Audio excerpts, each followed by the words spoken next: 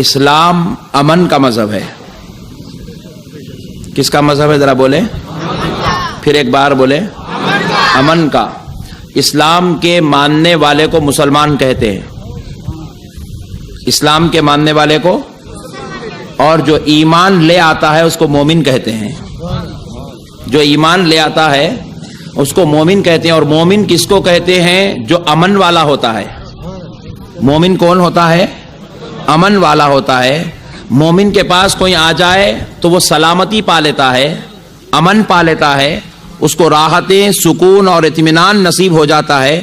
مومن ایک محبت کا نام ہے, مومن ایک پیار کا نام ہے, مومن اخوت اور بھائی چارگی کا نام ہے. اسلام اور مومن کا, مسلمان کا اور ایمان والے کا لڑائی جھگڑے سے, فتنے اور شر سے کوئی تعلق نہیں ہوتا. تو میرے پیارے بزرگوں اور دوستو, اب آئیں اس بات کو ذہن نشین کر لیں, اور میں اب آپ کو لے چلتا ہوں کہ اختلاف کب ہوتا ہے, فتنہ کب ہوتا ہے, انتشار کب ہوتا ہے.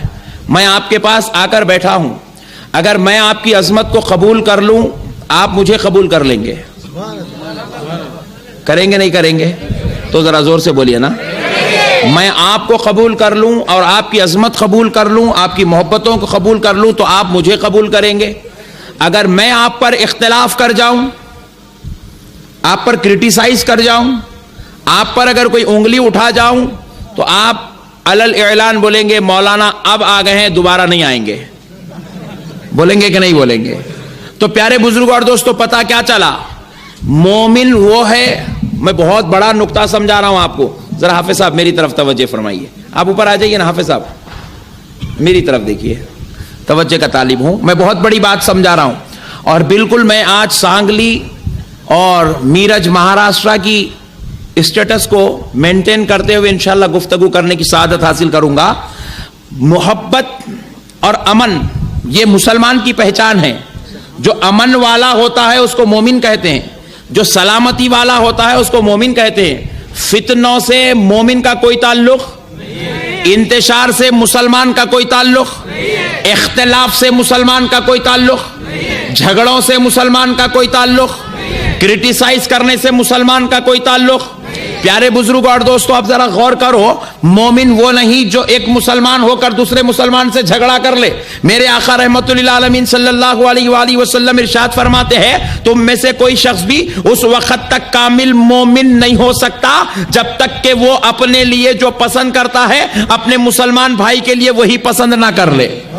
تو پیارے بزرگوں اور دوستوں, مسلمان سے جو تعلق جوڑ لیتا ہے, اخوت اور محبت کو جوڑ لیتا ہے, وہ ایمان کی علاوت کو پا لیتا ہے. مگر میں اگر آپ کے ساتھ نفرت والا رشتہ جوڑوں تو مطلب یہ ہے کہ میرا ایمان کمزور ہے, میں ایمان کے معاملات میں خامی رکھتا ہوں, میں ایمان کے معاملات میں کمزور ہوں. اگر مسلمان سے اختلاف رکھ لے تو مسلمان کمزور ہو رہا ہے. جب آپ یہ سب کچھ سمجھ چکے ہیں تو پھر آئیے میں آپ کو اب لے چلتا ہوں. ارے جب مسلمان سے اختلاف رکھے تو اس کے ایمان میں خطرہ پایا جا رہا ہے. مسلمان کے ساتھ انتشار رکھے, اس کے ایمان کو سلامتی نصیب نہیں ہو سکتی. تو پھر وہ مسلمان جو نبی کے ساتھ رشتہ خراب کر لے, غوث و خواجہ سے رشتہ خراب کر لے, اولیاء اللہ سے رشتہ خراب کر لے, علماء سے رشتہ خراب کر لے, صالحین سے رشتہ خراب کر لے, ان کو اپنے جیسا سمجھے, ان کے علم غیب کا انکار کرے, ان کے حاضر و ناظر ہونے کا انکار کرے, ان کی عظمت کا انکار کرے, ان کی رفعت کا انکار کرے, ان کی شان و شوکت کا انکار کرے, ان کے رتبوں کا انکار کرے, ان کے درجوں کا انکار کرے, ان کو اپنے جیسا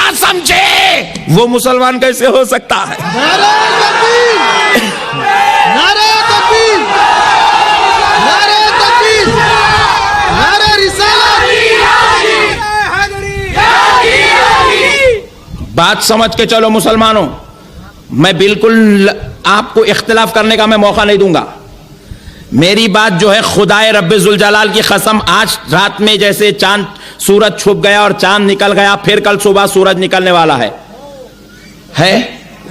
کسی کو شک ہے کیا؟ ویسے میری بات پہ بھی کوئی شک نہیں کر سکتا, میری بات پر کوئی اختلاف نہیں کر سکتا. آپ تو سانگلی، میرج اور مہاراشٹر کی اس دھرتی پر بیٹھے ہیں. خدا رب ذوالجلال کی قسم میں اپنے کلام کو پورے ہندوستان میں پیش کرتا ہوں. آج تک کسی امی جان نے ایسا بیٹا نہیں جنا جو میری بات سے اختلاف کر لے. میں اتنی پیورٹی والی بات کرتا ہوں کہ اس کے اوپر اختلاف کسی کو نہیں ہے. میں آپ سے ایک بات پوچھتا ہوں, کیا اگر میرج کا کوئی بیٹا اپنی امی جان سے بد کلامی کر لے, صاحب مولانا صاحب سانگلی کو کوئی ملا جی اس کو فرما برداری کا سرٹیفکیٹ دے سکتے ہیں؟ اس کو اچھے بیٹے ہونے کا لیبل دے سکتے ہیں؟ اگرچہ کہ ماں گناہ گار ہے, ماں خطا کار ہے, ماں سیاکار ہے, ماں بدکار ہے, بیٹا اپنی بدکار اور گناہگار ماں سے اختلاف کر رہا ہے, بیٹا اپنی بدکار اور گناہگار ماں سے جھگڑا کر رہا ہے. میں پوچھتا ہوں کوئی مسجد کا امام یا کوئی مسجد کا ملا یا کوئی مسجد کا مؤذن یا کوئی مدرسے کا مفتی اس بیٹے کو فرما برداری کا سرٹیفکیٹ دے سکتا ہے؟ ارے جو اپنے ماں سے جھگڑا کر لے, جو اپنی ماں پر انگلی اٹھائے, جو اپنی ماں پر زبان درازی کرے, اسے فرما برداری کا سرٹیفکیٹ نہیں دیا جا سکتا. تو پھر جس نبی کا کلمہ پڑھ رہا ہے اس نبی پر انگلی اٹھائے تو وہ مسلمان کیسے ہو سکتا ہے؟ نعرہ تکبیر, نعرہ رسالت, نعرہ رسالت.